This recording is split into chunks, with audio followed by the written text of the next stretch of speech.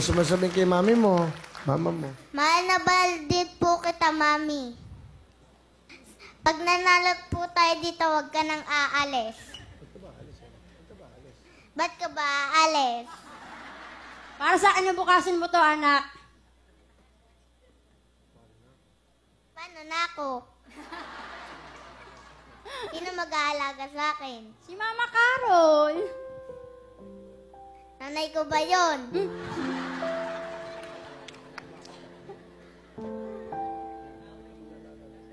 Ba't mag-aalaga ka ng iba? Ano nagtatrabaho si Mami para sa kinabukasan mo? Paano ako? Sino mag-aayakap sa akin paggabi? Andiyan naman si Mama Carol, hindi kanya pababayaan.